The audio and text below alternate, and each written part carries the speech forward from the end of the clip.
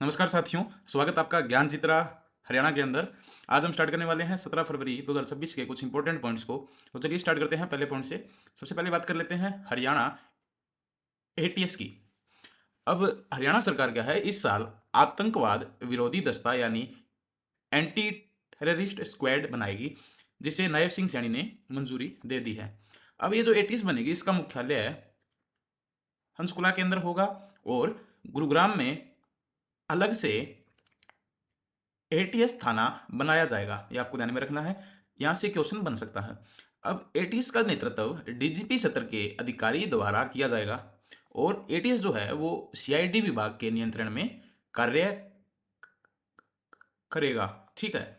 अब एटीएस के अंदर क्या है, 5 मुख्य विभाग होंगे। कौन कौन से विभाग हैं? पहला विभाग है स्पेशल फोर्स विभाग, जो कि एनएसजी की तरह हाईटेक होगा। और दूसरा विभाग है इंटेलिजेंस और ऑपरेशन, जिसका काम होगा खुफिया जानकारी जुटाना और समय पर उचित कार्रवाई करना। तीसरा विभाग है इन्वेस्टिगेशन और प्रोसिक्यूशन, जिसका काम होगा आतंक से जुड़े मामलों की जांच और कोर्ट में केस दायर करना, उसका काम होगा। चौथा है रिसर्च एनालिसिस और ट्रेनिंग, जिसका काम होगा डेटा विश्लेषण करना, तकनीकी जानकारी और प्रशिक्षण देना। पांचवा विभाग है एडमिन और लॉजिस्टिक, जिसका काम होगा स्टाफ, अकाउंट, वाहन, सामान आदि का प्रबंधन यानी मैनेजमेंट तय करना, ये काम इसका होगा। और ये जो एटीएस बनेगी, इस एटीएस का उद्देश्य है आतंकी घटनाओं पर तेजी से कार्रवाई करना, बेहतर जांच करना और सभी जो एजेंसियां हैं उनके बीच समन्वय बढ़ाना यानी तालमेल बढ़ाना। देश के गृह मंत्रालय ने हर राज्य को एटीएस बनाने के निर्देश दिए हैं, जिसके बाद ये काम हो रहे हैं। अब इस टॉपिक पे जो एमसीक्यूज बन सकते हैं, जो क्वेश्चन बन सकते हैं, वो स्टार्ट कर लेते हैं। तो पहला क्वेश्चन है, हरियाणा में प्रस्तावित आतंकवाद विरोधी दस्ता यानी एटीएस का मुख्यालय कहाँ स्थापित किया जाएगा? तो इसका आ जाएगा बी ऑप्शन, पंचकुला में एटीएस का मुख्यालय होगा। हरियाणा एटीएस का नेतृत्व किस सत्र के अधिकारी द्वारा किया जाएगा? तो इसका आ जाएगा एटीएस का नेतृत्व डीजीपी सत्र के अधिकारी द्वारा किया जाएगा। अगला है, हरियाणा में अलग से एटीएस पुलिस स्टेशन कहाँ बनाया जाएगा? तो एटीएस पुलिस स्टेशन जो है वो गुरुग्राम के अंदर बनाया जाएगा। हरियाणा एटीएस में कुल कितने विभाग बनाए जाएंगे? तो हरियाणा एटीएस के अंतर्गत कुल 5 विभाग काम करेंगे। अगला है, हरियाणा एटीएस किस विभाग के नियंत्रण में कार्य करेगा? तो हरियाणा एटीएस सीआईडी विभाग के अंतर्गत कार्य करेगा। अगला है, एटीएस को किस स्पेशल फोर्स की फर्ज पर गठित किया जाएगा? तो इसको एनएसजी की फर्ज पर एटीएस को गठित किया जाएगा। अब बात कर लेते हैं हरियाणा बजट सेशन 2026 का। हरियाणा में बजट सत्र 2026 का शेड्यूल जारी हो गया है। बजट सत्र 20 फरवरी को राज्यपाल के अभिभाषण से शुरू होगा। राज्यपाल कौन है हरियाणा के? असीम घोष। और 2 मार्च को मुख्यमंत्री नायब सिंह सैनी जो हैं वो बजट पेश करेंगे। मुख्यमंत्री बजट क्यों पेश कर रहे हैं? क्योंकि मुख्यमंत्री नायब सिंह सैनी ही राज्य के वित्त मंत्री हैं। और इस बार लगभग 2,15,000 करोड़ रुपए का बजट पेश हो सकता है। और पिछले साल कितना बजट पेश हुआ था? पिछले साल 2,05,000 करोड़ रुपए का बजट पेश हुआ था। ठीक बात है। अब इस पे एमसीक्यूज की बात कर लेते हैं। हरियाणा बजट 2026 का संभावित आकार कितना है? तो इसका है 2,15,000 CR रुपए। अगला है, हरियाणा बजट 2026 की सॉरी हरियाणा बजट सत्र 2026 की शुरुआत कब होगी? तो इसकी शुरुआत होगी 20 फरवरी से। अगला है, हरियाणा जीडीपी और प्रति व्यक्ति आय की बात कर लेते हैं। 29 जनवरी 2026 को भारत सरकार द्वारा कुछ आंकड़े जारी हुए हैं और उन आंकड़ों के अनुसार हरियाणा की जीडीपी लगभग 13,68,000 CR रुपए रही है और पिछले साल यह लगभग 12,14,000 CR थी। यानी एक साल के अंदर जीडीपी के अंदर जो वृद्धि हुई है वो 12.67% की वृद्धि है।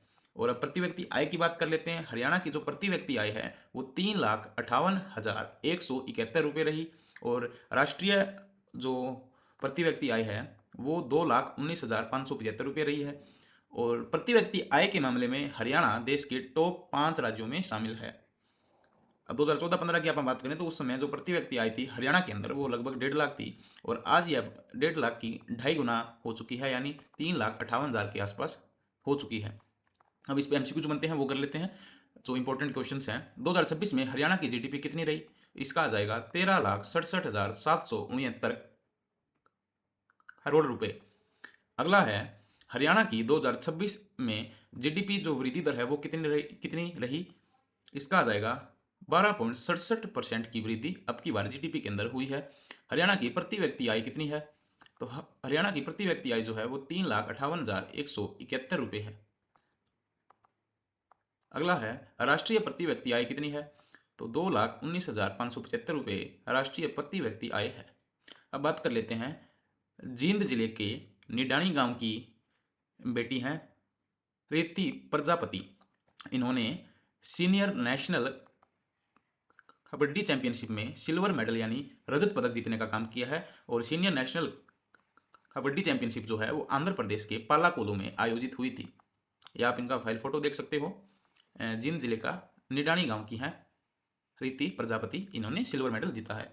अब क्वेश्चन है, हरियाणा के खिलाड़ी प्रीति प्रजापति जो कि जींद जिले के गांव निडानी से संबंधित हैं, उन्होंने सीनियर नेशनल कबड्डी चैंपियनशिप में कौन सा पदक जीता है? इसका आ जाएगा बी ऑप्शन, रजत पदक जीता है यानी सिल्वर मेडल।